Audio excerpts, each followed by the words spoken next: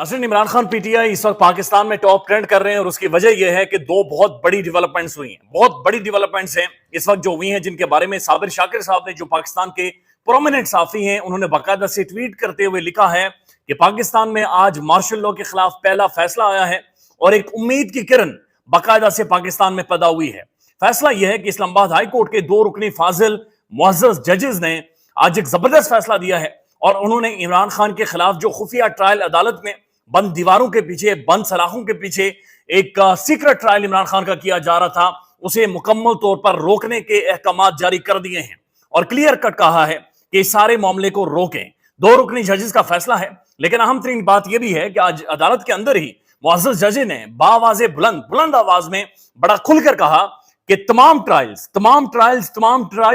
फिर कह रहा हूं, यानी जजेस ने कहा कि फिर कह रहा हूं कि तमाम ट्रायल्स ओपन अदालत में होने चाहिए। खुफिया ट्रायल का कोई कंसेप्ट नहीं है, खुफिया ट्रायल नहीं किए जाते। सारा मौजरा क्या है वो आपके सामने रख देते हैं। एक तो पहले ये देखेंगे, ये रिपोर्ट हो रहा है पाकिस्तान भर में। एक तो पहले ये देखें कि इस्लामाबाद हाई कोर्ट के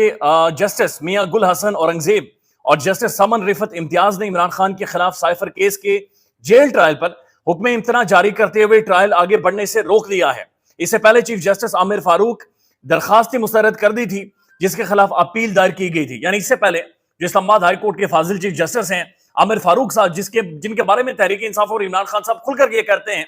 कि हमें इन पर यकीन ही नहीं है, ये हमारे खिलाफ बहुत सारे फैसले देते हैं और ये हमारी दरखास्तें बाज़ औक़ात नहीं सुनते, लंबी लंबी तारीखें दे देते हैं। तो उन्होंने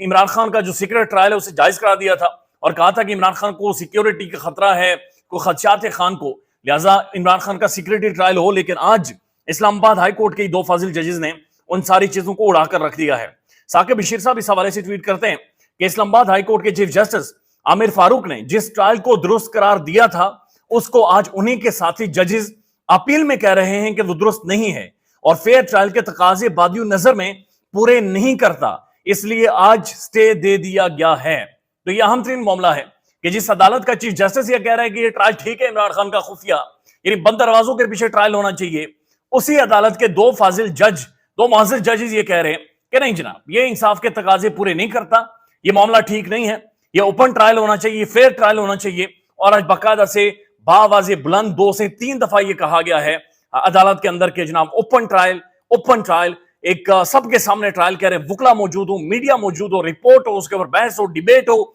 ये नहीं होना चाहिए कि खुफिया ट्रायल हो। लेकिन इसके साथ साथ अहम तरीन मामला ये भी है कि साइफर वाले मामले में आज क्या फैसला आना है, इसके बारे में इसका मतलब है कि पहले से इल्म था, इसलिए गुज़श्ता रात ही, गुज़श्ता शाम के बाद ही इमरान खान की अलकादर ट्रस्ट में गिरफ्तारी डाल दी गई थी। लिहाजा बहुत सारी चीजों को प्रीएम्प्ट भी किया जा रहा है या फिर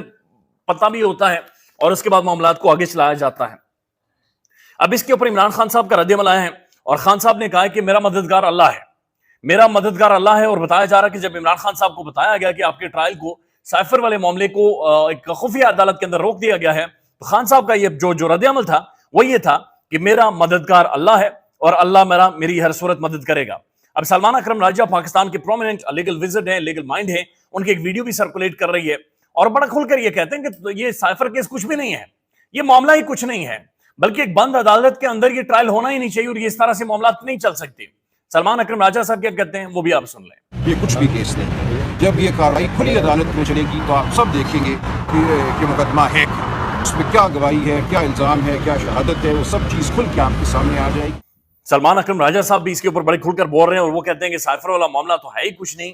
और फिर भी ये सारे मामला चलाए जा रहे हैं। अब एक और बड़ी इंटरेस्टिंग डेवलपमेंट है और एक वीडियो है जो सोशल मीडिया पर सर्कुलेट कर रही है। बुनियादी तौर पर ये इंटरव्यू है और ये इंटरव्यू है निगरान हुकूमत के वजीर दाखिला का, सरफराज बुगटी साहब का ये इंटरव्यू है और इस इंटरव्यू ने सबकी आंखें खोल दी हैं। सरफराज बुगटी साहब ये कहते हैं कि अगर मैं वजीर दाखिला ना होता तो मैं भी नून लीग की सफों में बैठा होता और मैं भी नून लीग के साथ खड़ा होता। वो कहते हैं कि जब मैं निगरान वजीर दाखिला बना तो उससे पहले शहबाज शरीफ साहब के साथ मेरी मुलाकात भी हुई थी। नून लीग के अंदर मेरी जाती दोस्तियां हैं, जिनमें राना सनाउल्लाह साहब हैं, अयाज सादिक साहब हैं, साद रफीक साहब हैं, उनके साथ मेरी जाती दोस्तियां यारियां हैं। और उनका बड़ा खुलकर यह कहना है कि अगर मैं इस वक्त निगरान वजीर दाखिला ना होता तो फिर मैं नून लीग के साथ खड़ा होता, मैं नून लीग के साथ उठता बैठता, मैं शहबाज शरीफ साहब से निगरान वजीर दाखिला बनने से पहले मिल भी चुका हूं। तो फिर सवाल ये पैदा होता है कि क्या ये वाकईतन निगरान सेटअप है, ये निगरान हुकूमत है, ये निगरान हुकूमत है जो इस वक्त मुल्क के अंदर काम कर रही है, या फिर ये नून लीग की बी टीम है पाकिस्तान के अंदर इस वक्त पॉलिटिकल पार्टीज भी सब ये शिकवा कर रही हैं कि लेवल प्लेइंग फील्ड नहीं है। उसकी बुनियादी वजह यह है कि जो निगरान सेटअप है वो मुकम्मल तौर पर फैसिलिटेट कर रहा है नून लीग को, मुकम्मल तौर पर एक एक चीज को फैसिलिटेट कर रहा है। और आपको याद होगा जब सरफराज भुट्टी साहब ने मियां नवाज शरीफ साहब के हवाले से एक फैसला दिया था, बल्कि एक बयान दिया था, और बयान उनके गले पड़ गया था और ऐसा महसूस हो रहा था कि नून लीग उनके ऊपर हमलावर हो गई है। और उन्होंने चंद ही घंटों में उस बयान से बाकायदा उसके ऊपर वजारतों पर वजारतें जारी कर दी थी। और उसी वक्त ऐसा महसूस हो रहा था जैसे ही किसी को राजी कर रहे हैं,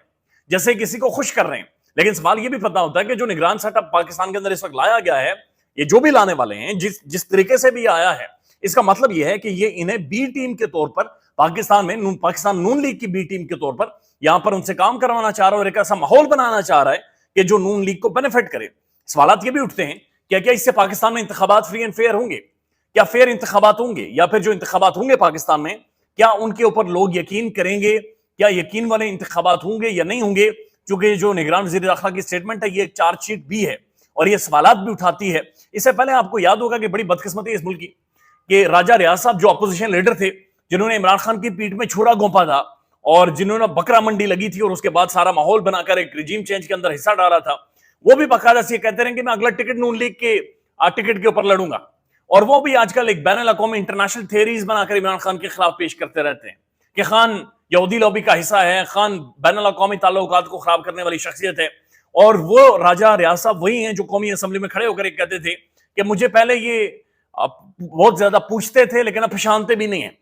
लेकिन बाद में उन्हें पहचाना और बाकायदा से वो नून लीग का हिस्सा भी बने। तो ये कैसी कौमी असम्बली थी, कैसी असम्बली थी जो फंक्शनल थी कि जहां पर जो अपोजिशन लीडर है, जिसने सवालात उठाने हैं, जिसने अपोजिशन करनी है, वो ये कह रहा था कि मैंने इनके टिकट के ऊपर इंतखाबात लड़ने। और ये कैसी निगरान हुकूमत है जिसमें वज़ीर दाखिला ये कह रहा है कि मेरी इनके साथ दोस्तियां यार हैं, ये तो मेरे लंगोटिया दोस्त यार है,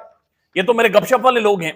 मेरी बड़ी करीबी दोस्तियां इनके साथ, और मैं तो वज़ीर दाखिला बनने से पहले भी शहबाज साहब से मिला हूं और मैं तो इसके बाद भी नून लीग के साथ हूं, नून लीग के साथ ही जाकर बैठूंगा। तो ये अहम तरीन मामला हैं जो कि देखने वाले और देखे जाने चाहिए। अब एक और खबर है,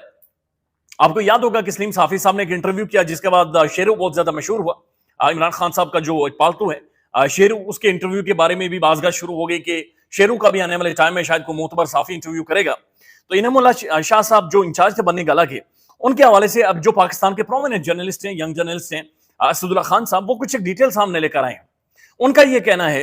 कि जो इनाम शाह साहब हैं, इनके जो वालिद हैं, वो एक मामूली से क्लर्क थे। मामूली से क्लर्क से मुराद ये है कि हम खुद मामूली लोग हैं लेकिन एक छोटी तनख्वाह पर काम करते थे, यानी बड़ी मुश्किल से गुजर बसर होता था, एक मुतवसत तबके से उनका ताल्लुक है।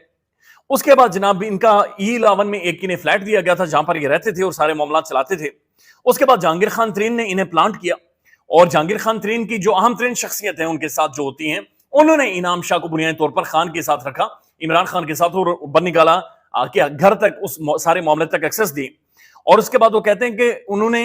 इमरान खान और बुशरा बीबी के नाम के ऊपर बाकायदा से पैसे पकड़ना शुरू कर दिए। यानी खान से मुलाकात के लिए भी पैसे लेते थे या फिर इमरान खान और बुशरा बीबी का नाम इस्तेमाल करवाकर लोगों के काम करवाकर ये बाकायदा से पैसे लेते थे। और यहां तक खबरें आ रही हैं कि इमरान खान के साथ स्टेज पर जाने के लिए भी 10-10 हजार रुपए पकड़कर पिछली जेब में डाले गए, पिछली जेब में छुपाकर डाले गए। 10-10 हजार रुपए पकड़ करके आपको स्टेज के ऊपर लेकर जाएंगे, आप स्टेज पर खड़े हो जाएं, खान के साथ खड़े हो जाएं, आपकी एक रेपुटेशन बन जाएगी, आप एक फेस भी बन जाएंगे, आप बहुत सारी मामला तो उसके बाद भी चला सकते हैं। तो आप अंदाजा लगाइए कि एक बंदा